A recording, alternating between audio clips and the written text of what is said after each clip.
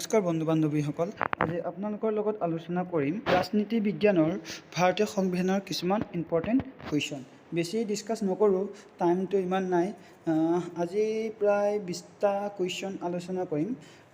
আপোনালোকে ভালকৈ মন দি শুনিব। আহক আমি কুৱেশ্যন এনচাৰবোৰ এতিয়া আলোচনা কৰোঁ। প্ৰথম কুৱেশ্যনটো হৈছে ভাৰতীয় সংবিধানত মুঠ কিমানটা অধ্যায় আছে? তাৰ শুদ্ধ উত্তৰটো হ'ব ভাৰতীয় সংবিধানত মুঠ 22টা অধ্যায় আছে। ছেকেণ্ড কুৱেশ্যনটো হৈছে ভাৰতীয় সংবিধানত কিমানটা অনুচ্ছেদ আছে? তাৰ শুদ্ধ উত্তৰটো হ'ব ভাৰতীয় সংবিধানত মুঠতে কিমানটা অনুচ্ছেদ আছে? 395টা অনুচ্ছেদ আছে।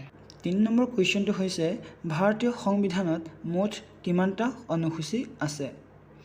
তাৰ শুদ্ধ উত্তৰটো হ'ব ভাৰতীয় সংবিধানত মুঠতে 10টা অনুসূচী আছে। এটা 4 নম্বৰটো কুৱেশ্যনটো হৈছে ভাৰতীয় সংবিধানত ধৰ্ম নিৰপেক্ষতা শব্দটো কেতিয়া সংযোগ ঘটোৱা হৈছিলে?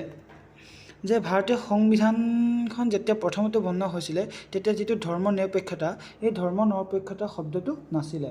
কিন্তু যেতিয়া 42তম যিটো সংশোধনী, আমাৰ সংবিধানখন কি হয় এনে সংশোধন কৰি থাকে, যেতিয়া 42 নম্বৰ বা যিটো সংশোধনী, তেতিয়া যিটো ধৰ্ম নিৰপেক্ষতা শব্দটো বহুৱাই দিয়া হৈছিলে, মানে সংযোজন কৰা হৈছিলে। তাৰ শুদ্ধ উত্তৰটো কি হ'ব? 42তম সংশোধনী। 5 নম্বৰ এটা কুৱেশ্যনটো হৈছে কোনখন ৰাষ্ট্ৰত দ্বি নাগৰিকত্বৰ সুবিধা আছে? তাৰ উত্তৰটো হ'ব আমেৰিকা যুক্তৰাষ্ট্ৰত দ্বি নাগৰিকত্বৰ সুবিধা আছে। এটা 6 নম্বৰ কুৱেশ্যনটো হৈছে নাগৰিক শব্দটোৰ উৎপত্তি ক'ৰ পৰা হৈছে? সেই নাগৰিক শব্দটোৰ উৎপত্তি গ্ৰীকৰ নগৰ ৰাষ্ট্ৰৰ পৰা হৈছে। এতিয়া 7 নম্বৰ কুৱেশ্যনটো হৈছে ৰাজনীতি বিজ্ঞানৰ পিতৃ বুলি কাক কোৱা হয়? তাৰ উত্তৰটো হৈছে ৰাজনীতি বিজ্ঞানৰ পিতৃ বুলি আমি কাক কোৱা হয়?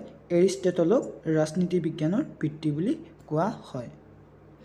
8 নম্বৰ কুৱেশ্যনটো এতিয়া হৈছে জাতিসংঘ কেতিয়া প্ৰতিষ্ঠা কৰা হৈছিল? জাতিসংঘ 1945 চনত প্ৰতিষ্ঠা কৰা হৈছিল। এতিয়া 9 নম্বৰ কুৱেশ্যনটো হৈছে বংগভংগ বিভাজন কেতিয়া হৈছিল? তাৰ উত্তৰটো হৈছে 1905 চনত বংগভংগ বিভাজন হৈছিল। এতিয়া 10 নম্বৰ কুৱেশ্যনটো হৈছে দ্বিতীয় বিশ্বযুদ্ধ কেতিয়া আৰম্ভ হৈছিল? দ্বিতীয় বিশ্বযুদ্ধ 1939 চনত আৰম্ভ হৈছিল। এতিয়া 11 নম্বৰ কুৱেশ্যনটো হৈছে ভাৰতীয় সংবিধানৰ প্ৰথমখন অধিৱেশন কেতিয়া অনুষ্ঠিত হৈছিল? তাৰ উত্তৰটো হৈছে ভাৰতীয় সংবিধানখনৰ যিটো প্ৰথমখন অধিৱেশন 1946 চনৰ 5 ছেপ্টেম্বৰ তাৰিখে অনুষ্ঠিত হৈছিল। এতিয়া 12 নম্বৰ কুৱেশ্যনটো হৈছে ভাৰতৰ মুখ্য কাৰ্যপালিকা কোন? তাৰ উত্তৰটো হ'ব ভাৰতৰ মুখ্য কাৰ্যপালিকা হ'ল ভাৰতৰ ৰাষ্ট্ৰপতি। এতিয়া 13 নম্বৰ কুৱেশ্যনটো হৈছে ৰাজ্যপালক কোনে নিযুক্তি দিয়ে? সেইটোতো চিম্পুল কুৱেশ্যন হ'লেও কিন্তু বহুতে এইটো পাহৰি যায়। ভাৰতৰ ৰাজ্যপালক কোনে নিযুক্তি দিয়ে? সেইটোতো চিম্পুল কুৱেশ্যনে হয়। এতিয়া তাৰ উত্তৰটো হ'ব ৰাজ্যপালক কোনে নিযুক্তি দিয়ে? ভাৰতৰ ৰাষ্ট্ৰপতিয়ে ৰাজ্যপালক নিযুক্তি দিয়ে। এতিয়া 14 নম্বৰটো কুৱেশ্যনটো হৈছে ভাৰতীয় জাতীয় কংগ্ৰেছ কেতিয়া জন্ম লাভ কৰিছিলে? যিটো দলে ভাৰতখন স্বাধীন হোৱাত অগ্ৰণী ভূমিকা পালন কৰিছিলে।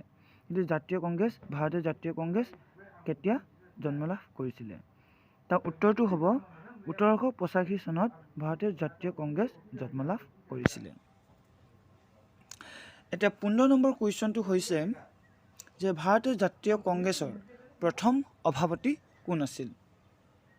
তাৰ উত্তৰটো হ'ব ভাৰতীয় জাতীয় কংগ্ৰেছৰ প্ৰথম সভাপতি আছিল অক্টোভিয়াম হিউম।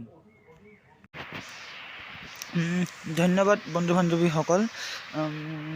প্লিজ মোৰ চেনেলটো ছাবস্ক্ৰাইব কৰি দিব আৰু লগৰ বন্ধু বান্ধৱীসকললৈ মোৰ চেনেলটো শ্বেয়াৰ কৰি দিব।